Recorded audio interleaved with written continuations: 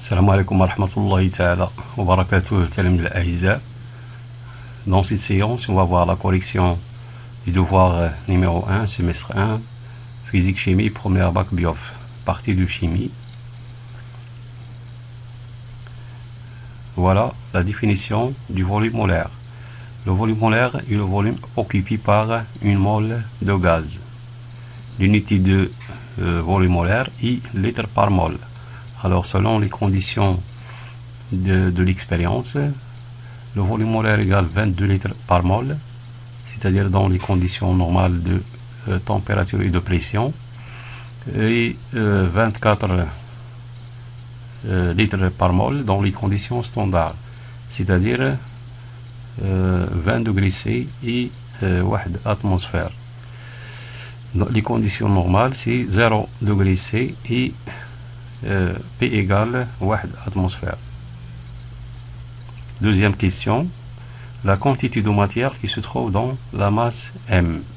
Alors, sachant que la quantité de matière égale la masse de l'échantillon sur la masse molaire, la quantité de matière de S égale 8 grammes sur 32 grammes par mole, c'est-à-dire la quantité de matière égale 0,25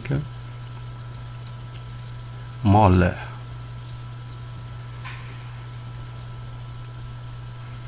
De 2, le nombre d'atomes qui se trouvent dans la masse M. Alors, on va utiliser cette relation. La quantité de matière est égale au nombre d'atomes divisé par la constante d'Avogadro Na. C'est-à-dire N est égal la quantité de matière de S fois la constante d'Avogadro Na. Alors N égale 0,25 fois 6,02 10 à la puissance 23. Alors le nombre d'atomes qui se trouve dans la masse M égale 1,5 10 à la puissance 23. Question 3.1. La quantité de matière de l'éthanol qui se trouve dans le volume V. Alors, sachant que la quantité de matière est égale M de l'échantillon sur la masse molaire de l'échantillon, c'est-à-dire l'éthanol, comme ρ est égal M sur V, c'est-à-dire M est égal ρ fois V, ρ de l'éthanol fois le volume de l'éthanol divisé par la masse molaire, et aussi comme la densité de l'éthanol est égale ρ de l'éthanol sur ρ de l'eau, c'est-à-dire ρ de l'éthanol égale la densité de l'éthanol fois ρ de l'eau, fois V, divisé par la masse molaire de l'éthanol. Finalement, on tire que la quantité de matière égale 0,79 fois 1 fois 100 divisé par 2 fois 24 plus 6 fois 1 plus 16. Ici, on simplifie par le ml avec le ml de la masse volumique de l'eau. Il nous reste ici gramme par gramme, il nous reste la mole. Alors la quantité de matière N est égale à 1,72 mol.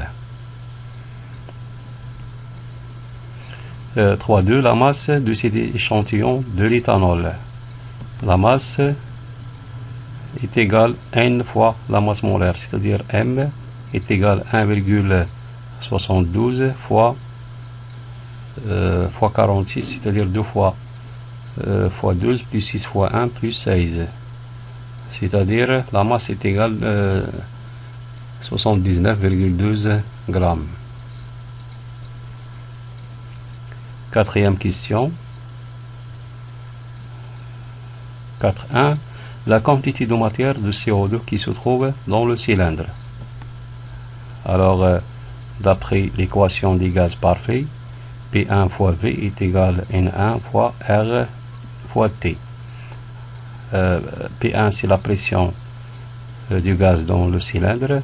Le volume V, c'est le volume du gaz, c'est-à-dire le volume du cylindre. Et N1, c'est la quantité de matière de CO2. R, la constante des gaz parfaits. Et T, c'est la température en en Kelvin. La pression, ce sera en pascal, le volume V en mètres cubes et la quantité de matière en mol. Alors, N1 est égal P1 fois V sur RT. N1 égale 1013 hectopascal, c'est-à-dire 1013 fois 100 fois 2 mètres cubes, divisé par R égale 8,31 fois la température, c'est-à-dire 20 degrés C plus 273,15 en Kelvin. Alors N1 égale 83,21 mol. C'est la quantité de matière de CO2 dans le cylindre. 4.2.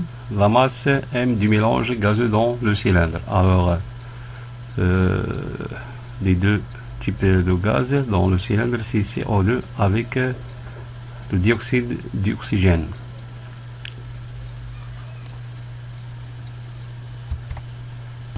4.2. La masse M du mélange gazeux dans le cylindre.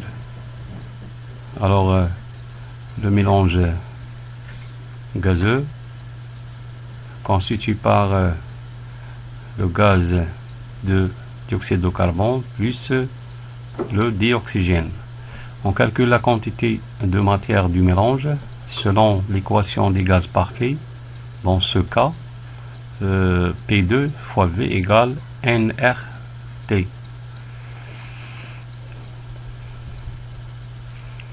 Ce qui donne la quantité de matière dans ce cas est égale P2 fois V sur divisé par R fois T.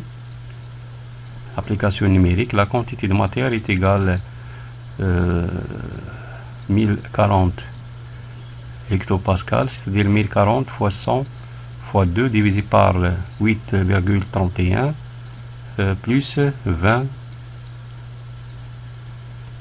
ou bien fois 20 plus 273,15.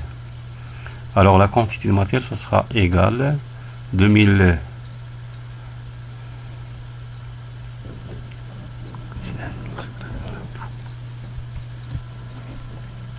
4.2. Le calcul de la masse M du mélange gazeux dans le cylindre. Dans ce cas, le cylindre contient le gaz de dioxyde de carbone plus le gaz de dioxygène. Tout d'abord, on calcule la quantité de matière du mélange.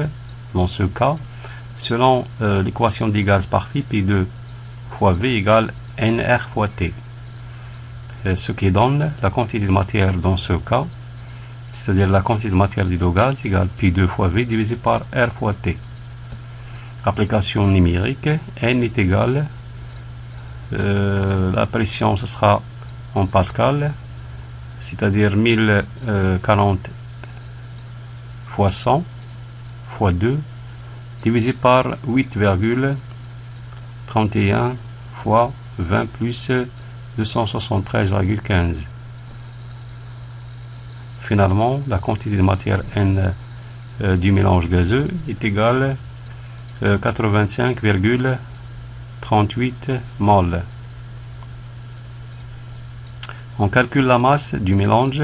Alors la masse du mélange est égale à la quantité de matière du mélange fois la masse molaire du mélange. La masse molaire du mélange est égale M, la masse molaire du carbone, plus 4 fois la masse molaire de l'oxygène. C'est-à-dire 12 plus 4 fois 16 égale 76 grammes par mol. Alors la masse égale M est égale à la quantité de matière fois la masse molaire, c'est-à-dire 85,38 fois 76. Finalement, la masse du mélange gazeux égale 6488 grammes, c'est-à-dire 6,488 kg.